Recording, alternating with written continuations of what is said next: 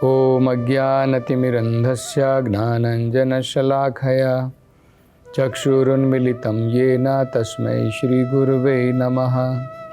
नमो ॐ विष्णुपदाय कृष्णप्रेष्ठाय भूतले श्रीमते भक्तिवेदान्तस्वामिन् इति नामिने। नमस्ते सरस्वती देवे गौरवाणी प्रचारिणे निर्विशेषशून्यवादी पाश्चात्यदेशतारिणे। जय श्री कृष्ण चैतन्य प्रभु नित्यानंदा श्री अद्वैत गदाधर श्रीवासदि गौरभक्तवृंदा। हरे कृष्णा कृष्ण कृष्णा हरे हरे, हरे राम राम राम हरे हरे। हरे कृष्ण। तो पिछली कथा में हम वर्णन कर रहे थे कि ब्रह्मा जी स्वयं उस यज्ञ स्थली पर प्रकट हुए और बड़ी महत्वपूर्ण उन्होंने सलाह दी उन पुरोहितों को, ब्राह्मणों को और साथ साथ में पृथु महाराज को। ये भगवान की बहुत महत्वपूर्ण एक अरेंजमेंट है, एक योजना है कि भगवान जब भी देखते हैं कि उनके भक्त जो हैं अगर सही रास्ते से भटक रहे हैं तो भगवान किसी न किसी प्रकार से अपने महान भक्तों को या स्वयं वहाँ पर प्रकट होकर के भगवान जो है अपने भक्तों को सही रास्ता दिखाते हैं। हमने ये पहले उदाहरण देखा था ध्रुव महाराज जो भगवान के महान भक्त हैं, जब अत्यंत क्रोध में आकर के यक्षों के ऊपर आक्रमण कर रहे थे तो भगवान ने जो है स्वयं योजना बना करके स्वयंभू मनु को वहाँ पर भेजा और स्वयंभू मनु के सुंदर वचनों के पश्चात, संदेश देने के पश्चात ध्रुव महाराज ने तुरंत उस युद्ध का त्याग कर दिया। इसी प्रकार से यहाँ पर देखते हैं एक स्पर्धा प्रारंभ हो चुकी है इंद्र देवता के बीच में और महाराज पृथु के बीच में, और दोनों में से कोई नहीं छोड़ रहा है। पृथु महाराज उन्होंने निश्चय कर लिया है कि मैं 100 यज्ञ करूंगा, और इंद्र देवता ने उन्होंने भी निश्चय किया है कि मैं पृथु महाराज को 100 यज्ञ करने को नहीं छोड़ूंगा। तो अब देखिए भगवान जो है 2 कार्य कर सकते थे। या तो भगवान इंद्र देवता को समझा सकते थे या फिर भगवान महाराज पृथु को समझाते। तो उनमें से समझदार कौन है? भगवान का भक्त ही समझदार होता है। तो भगवान ने अपनी योजना के अनुसार ब्रह्मा जी के द्वारा महाराज पृथु को ये जो है बड़ा महत्वपूर्ण संदेश प्रदान किया। इसके द्वारा हम भी बहुत कुछ सीख सकते हैं। तो पृथु महाराज से आगे कहते हैं ब्रह्मा जी, हे राजा पृथु, अगर हमारे जीवन में कुछ ऐसी परिस्थितियां आती हैं जो हमारे जीवन में हमारे जीवन के आगे बढ़ने के विरुद्ध है, मतलब विपरीत परिस्थिति अगर आती है, तो हमने अगर अपनी तरफ से प्रयास किया है कि इस विपरीत परिस्थिति से हम आगे बढ़ सकें, लेकिन फिर भी अगर विपरीत परिस्थिति बनी रहती है तो हमें ये समझना चाहिए कि ये भगवान की इच्छा है। पृथु महाराज ने अनेकों बार प्रयत्न किया इंद्र को रोकने का कि वो अश्वमेध यज्ञ से अश्व को ना चुराए, लेकिन फिर भी वो संभव नहीं हो पा रहा है। तो वो बता रहे हैं कि पृथु महाराज को ये सोचना चाहिए कि ये भाग्य विधाता का खेल है, उनकी इच्छा है, ये मेरी डेस्टिनी है कि ये विपरीत परिस्थिति मेरे जीवन में आएगी, तो मुझे उससे ज़्यादा लड़ने का प्रयास नहीं करना चाहिए, उसको सहन करना चाहिए। ये हम सबके लिए बड़ी महत्वपूर्ण, ये हमारे लिए बड़ा महत्वपूर्ण निर्देश और संदेश है। भगवत गीता में भी भगवान यही बताते हैं। भगवान क्या कहते हैं? आगमो अपाइनो अनित्यास्ताम स्थितिक्षस्व भारता। भगवान कहते हैं दुख और सुख जीवन में आते रहते हैं, तो हमें सुख के समय में इतना उसमें डूब नहीं जाना चाहिए कि हम अपने जीवन के कर्तव्यों को भूल जाएं। इसी प्रकार से जब दुख हमारे जीवन में आते हैं तो हमें उसे सहन करना चाहिए। ऐसा नहीं कि दुख के प्रभाव के कारण हम जो है इस धरती के अंदर में डूब जाएं और हम अपने कर्तव्य को, उसका पालन ना कर सकें। तो सुख और दुख तो आते रहते हैं, तो उसको हमें सहन करना सीखना चाहिए, वो अभ्यास करना चाहिए। तो ये बड़ी महत्वपूर्ण सलाह ब्रह्मा जी यहाँ पर पृथु महाराज को दे रहे हैं कि तुमने तो अपनी तरफ से प्रयास किया, प्रयास करने के पश्चात भी अगर विपरीत परिस्थिति बनी हुई है, तुम 100 यज्ञ करना चाहते हो लेकिन नहीं कर पा रहे हो, तो तुम्हें क्या समझना चाहिए? ये भाग्य विधाता की इच्छा है, ये मेरी डेस्टिनी है, ये प्रोविडेंस है, इसे मुझे स्वीकार कर लेना चाहिए। इसके विरुद्ध मुझे लड़ने का प्रयास नहीं करना चाहिए। जितना हम लोग इसके विरुद्ध लड़ने का प्रयास करेंगे, उतना अधिक हम तम की तरफ, अंधकार की तरफ जाएंगे। तो ये बहुत महत्वपूर्ण निर्देश हमें अपने जीवन में भी उतारना चाहिए। आगे ब्रह्मा जी पृथु महाराज से कहते हैं कि अगर तुम्हारे ये जो यज्ञ करने के द्वारा अधर्म फैल रहा है, तो तुम्हें इस यज्ञ को रोक देना चाहिए। क्योंकि इस यज्ञ से भी तो बहुत चीज़ें ऊपर हैं। ये यज्ञ जो हैं, वेदों के अंदर में जो कर्म कांड में यज्ञ दिए हैं, वो केवल भौतिक भलाई के लिए हैं। इससे ऊपर आध्यात्मिकता है। तो तुम राजा होने के नाते भौतिक भलाई जरूर करना चाहते हो, लेकिन अगर उसके कारण अधर्म फैल रहा है, उसके कारण क्या हुआ है?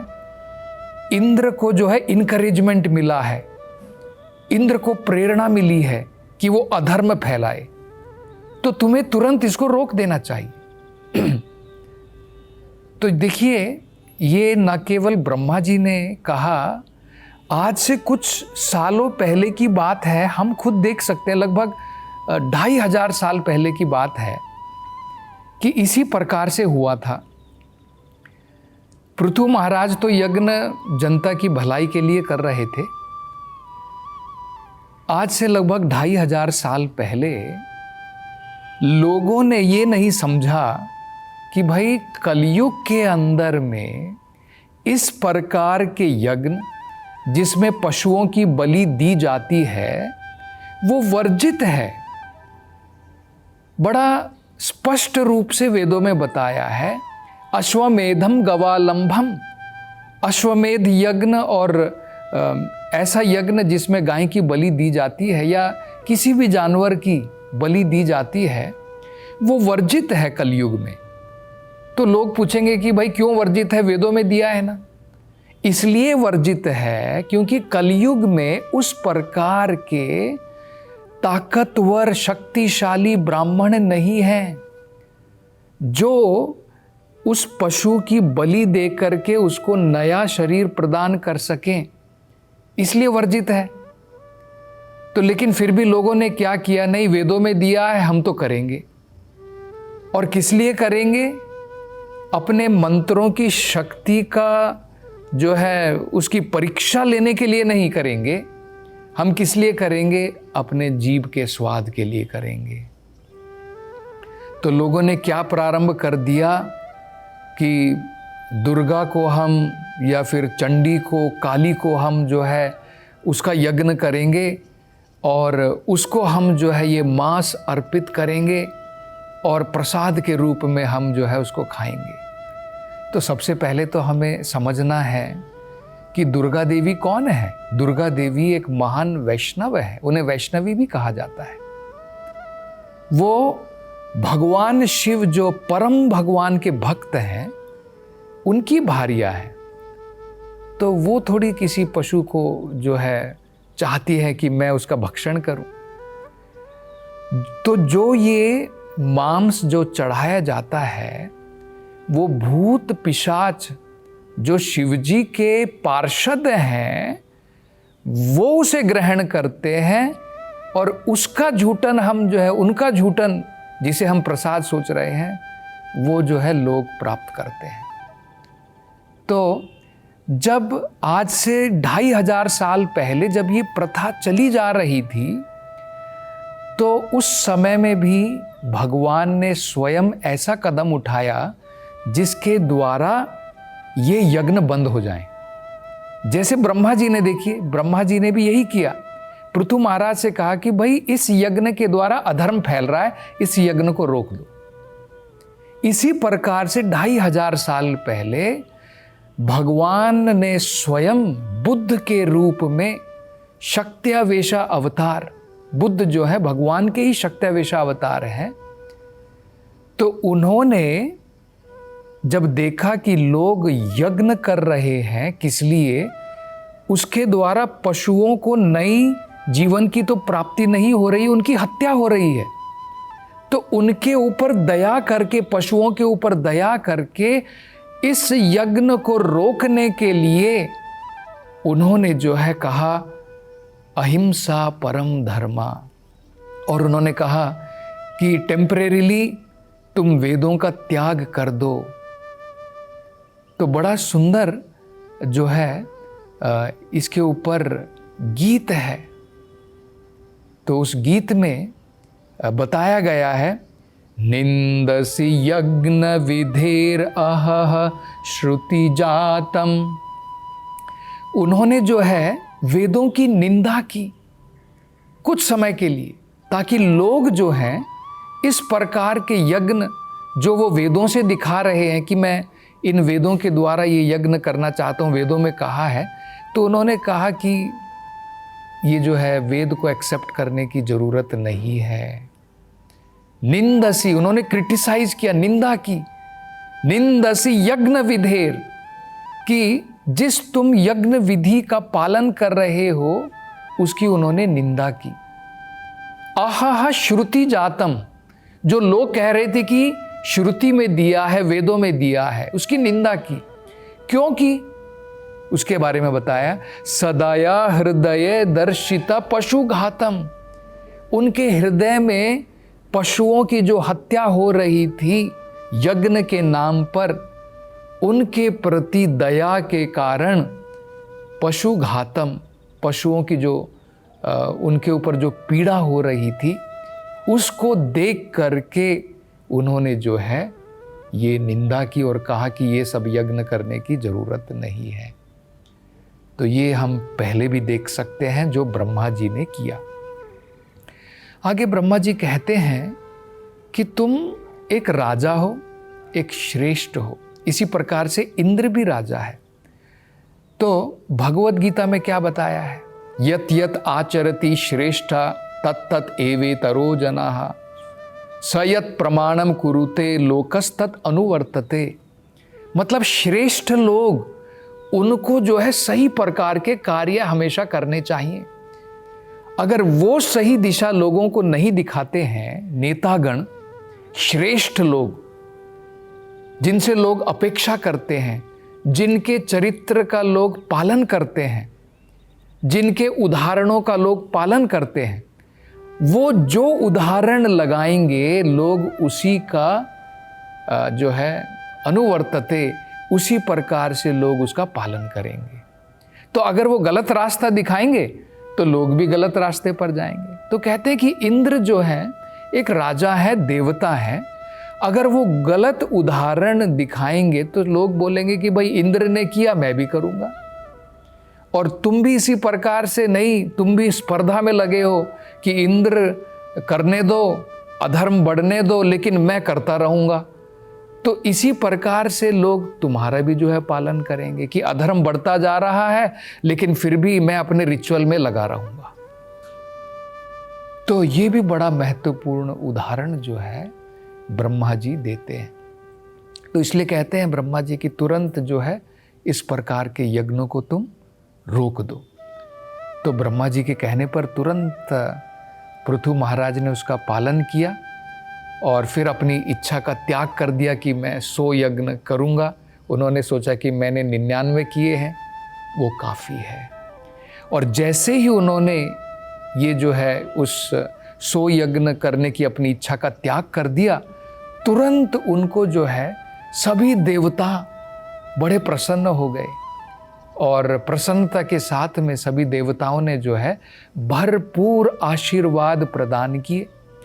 और पृथु महाराज ने भी, जो वहाँ पर पुरोहित थे, ब्राह्मण थे, उनको दक्षिणा प्रदान की। अपना स्नान करने के पश्चात, यज्ञ के बाद जो है स्नान किया जाता है और बाद में उनको दक्षिणा प्रदान की। और ये सारे पुरोहित और ब्राह्मणगण भी बड़े संतुष्ट हो गए और भरपूर आशीर्वाद जो है उन्होंने पृथु महाराज को दिए। और अब पृथु महाराज जो है स्वयं भगवान उनकी यज्ञ स्थली में प्रकट होने वाले हैं। उसकी चर्चा हम अगली कथा में करेंगे जब नया अध्याय प्रारंभ होता है। हरे कृष्णा।